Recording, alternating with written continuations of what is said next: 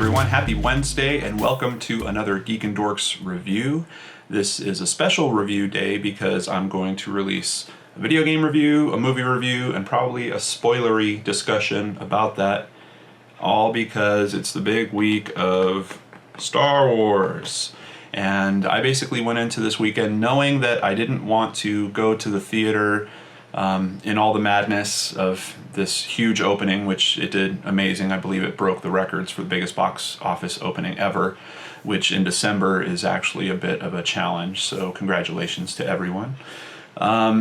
So I needed something to try to get me through this weekend, knowing that everyone, all my fellow Star Wars geeks, were going and experiencing Episode 7. And luckily, Xbox Gold had a special deal on Star Wars Battlefront. They actually had the price dropped to just over $40. I think it was $40.19. I'm not sure where they came up with that. But I also noticed that it was on sale in a couple of retailers for $39.99. So you might want to take a look if you're just seeing this review, if you're interested in that game. You might be able to still find those deals this week, but it's a regular retail price game. It's usually priced at $59, so don't knock me around if you go looking and you can't find that deal and everything's back up to $59.99 if you check this out a bit later.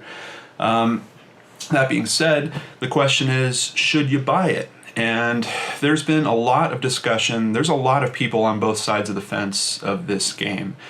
And let me just start this discussion by saying I'm a huge fan of Halo. I love first-person shooters.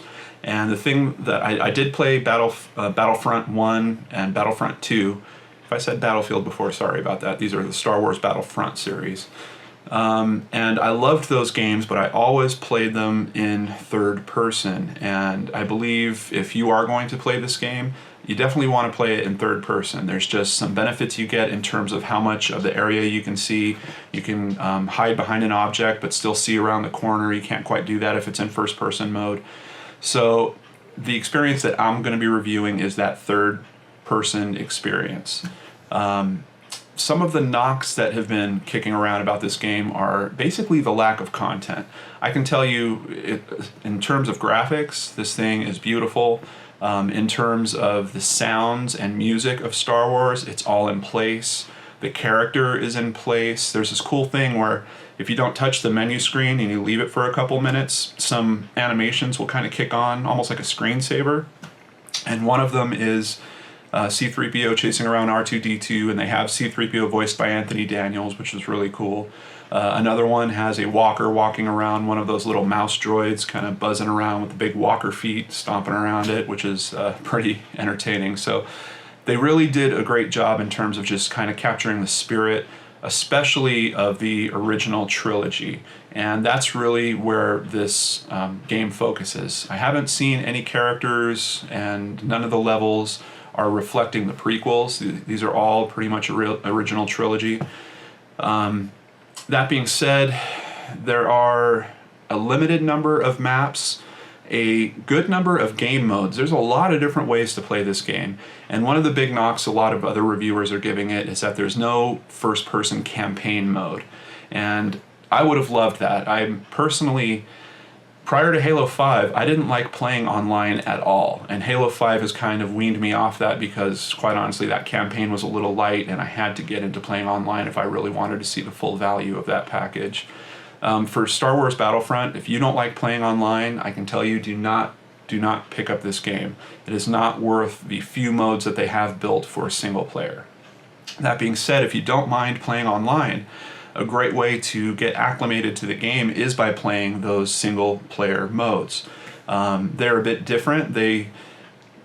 Essentially, you go into the same arenas that you do in the multiplayer component, but when you kill an enemy, they drop a coin and you have to pick up the coin. It's almost like a kind of new edition of Pac-Man.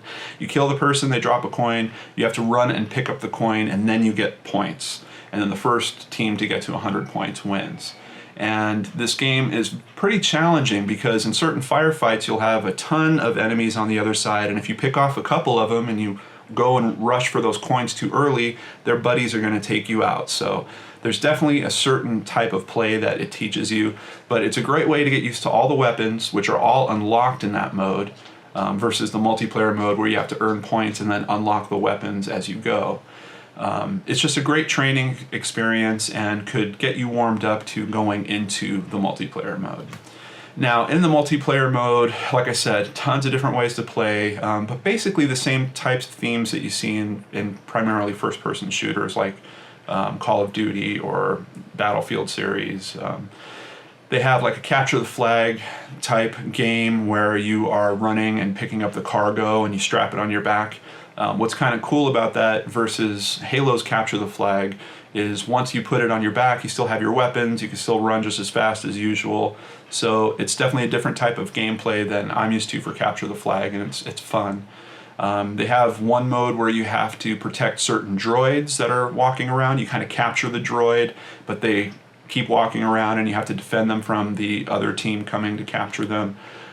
There's one where pods get dropped on the planet and you have to go defend the pod and capture it. Just a lot of that type of theme. There's also modes where you can play as heroes, and they have essentially, I think it's 3 heroes for the Rebels and 3 heroes for the Empire. Luke, Han, and Leia are for the heroes, and then on the Empire side you have the Emperor, Darth Vader, and Boba Fett, and these characters are essentially souped up. If you play as one of these characters, you can usually get a lot of kills. You have certain powers. Vader can throw his lightsaber. Of course, he can slash up people. The Emperor can shoot lightning. Boba Fett can fly for very long periods of time. He's got a flamethrower and some other stuff. So really cool gameplay. Very fun to play as those characters. It's almost like having a digital version of your toys from when you were a kid. And there's something about the scale of the battles, particularly in what's probably the most popular mode of this, of the multiplayer side, which is called Walker Assault. And in that mode, I believe it's 20 versus 20. It's a pretty large amount of players going at each other. And one of the big AT-AT walkers starts at one point and has to get to another point. And if you're on the Empire side, you're just defending it, making sure it can move from one side of the field to the other. If you're on the Rebel side, you have to activate these beacons that help the Y-Wings come in and do a bombing raid on the AT-ATs. And once they bomb them, their shields are down, and you have to attack the giant walkers and try to take them out. Very, very fun mode. That's kind of the real meat and potatoes of this game. You'll probably spend a lot of time in that mode. That being said, I think there's only 4 maps for that mode currently. So it can wear on you in terms of the environments wearing out kind of quickly. I also played this past weekend as the movie was opening, and they had this thing where they were doubling all the experience points. So I was able to rank up very fast. I was able to unlock all the weapons very quickly. They also have these cards that give you certain traits or abilities or even other weapons, and it's kind of cool to customize those cards and find what type of player you are and situate it to that. All that being said, I think if you find it at $40, it's a really good buy, and I see that EA is releasing more free content. Now here's where we start getting into controversy. They also have a season pass that is also $50. It's one of the most expensive season passes to ever come out, and there are absolutely no details about what this season pass is. So for me currently, I'm staying out of it. I'm going to wait and see what content is coming, and then I'll figure it out later. They're also going to be offering, it's basically 4 different drops that they're going to do in that season pass, and you can still buy them individually. So if there's certain content you want but not other maps for some reason, or if there's a specific hero that you want, that is going to be released later, you'll be able to buy just one section of that season pass instead of spending the whole $50. So there's controversy in that because a lot of people feel like the initial game without the additional levels, without the additional heroes, is not quite a full game. And that's why I keep telling you and highly recommend, if you can find it for $40, it is a good deal at $40. I can tell you, at this point, I've probably played 15 to 20 hours of it, and I still have an inkling that I want to go back and play more. That being said, this is not a high-level first-person shooter, or even third-person shooter. This is a game that feels a lot like an arcade game. It feels like a game that could have been produced around 2008. There's not much. Technically, it's visually stunning. The sound is amazing. But in terms of the gameplay, the modes you've kind of experienced before. There's something real wacky about the gunplay in this. You can be running up on someone and have your aiming reticle. Is that what it's called? A reticle? That sounds a little weird. I don't know the word. Your little aiming dot can be covering their whole body. And you pull the button to shoot at them, and you'll see the blaster shoot off to the sides, totally missing them. And you could be, 10 feet away from them in game. It's really, really odd. Then you can be at other times where you'll see someone that's a little blip on a hill way across from you, and for some reason you don't even zoom in on them, you just press fire and you're nailing them. So they have an aim assist feature, and I've actually tried turning it on and turning it off to see. I thought if I turned off the aim assist that the gun would shoot true, and that still didn't quite seem to be the case either. So there's something real wacky about the gunplay that can be very frustrating at times, particularly in close combat, especially when you're right up on the guy and you see your blast just jig to the left or jig to the right, and you're like, what the heck, man, I'm standing right here. There's also, I don't know if it's the spawn points or because of some of the map design being so open, but quite frequently I'll find myself in this pattern of running, following someone else that I'm shooting in the back, and then me getting shot in the back from someone else. Almost like the game is just this giant circle of people running around in a circle shooting each other in the back. And it happens kind of often. So it just feels a little weird. It feels like there's some design flaw that is potentially being exposed there. But by far, the biggest design flaw has to do with the matchmaking. The matchmaking, I would almost say, is completely busted in this. I don't know how they're matchmaking, but it does not appear to be trying to level a certain type of experience against another certain type of experience. I've been in games where I've been literally the only person on my team against 5 other people on their team. And I know some of you are saying, well, John, you were probably playing so bad everyone dropped out. No. The game started in that mode. And what's weird about it is the matchmaking will try to keep you on the same teams. So if you gut out being the only player on that team and you go into the next game, you would think, well, there's an opportunity to shuffle the teams. They're going to take 2 players from the other team and bop them over, right? Nope. You'll see the same 5 people on the other side, and you'll see yourself still alone on this side, although usually they do have some people drop in. So in my case, it went up to, I think, 3 people that were on my side. But it's really frustrating. And that's an example where you can see the numbers are obvious. There's less obvious examples, but you can still feel it when you're playing. You could be playing a match where there's 20 people against 20 people, and this team wins 4 or 5 games in a row. And you look at the stats of it, and you'll see that they have 5 super players. Well, in between those rounds of that game, why isn't this system smart enough to say, okay, look, we've got this group of 5 super players over here. Let's take 2 of them, bump them over to this team, and shuffle them. Or just completely reshuffle the teams, which is basically how Halo works. I don't know. So, matchmaking feels a little busted. I hope they address that in the future. It's very frustrating.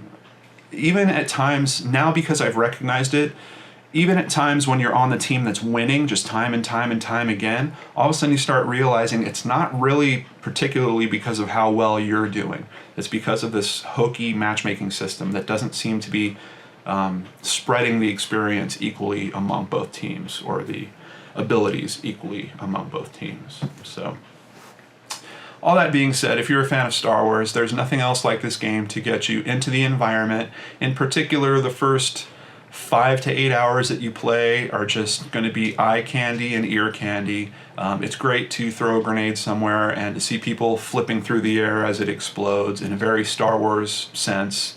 It's just the gunplay is a little maddening. The matchmaking is totally infuriating at times. And there's also one other mode I didn't talk about because it's kind of a light mode, but you can do X-Wing versus TIE Fighter battles. There's a whole game mode that's specifically just for that, and it's kind of a good way. I usually play it for a little bit when I first start just to get warmed up, because it's all about aiming. You're basically just flying around looking for dots and trying to aim over and over and over.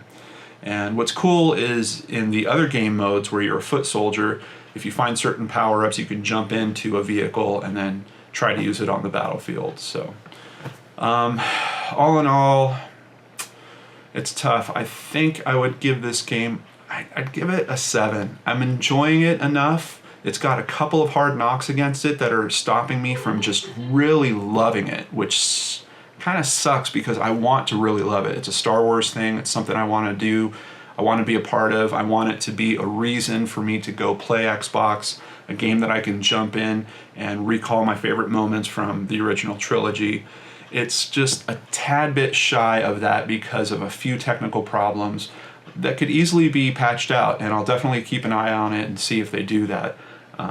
That being said, the content at $40, I think there's plenty of content there. EA has announced they are releasing more free content, totally free, just for people that bought the game. So they've already got one, which is the Battle of Jakku map that they've added. Apparently they have more maps coming, some other traits and abilities coming.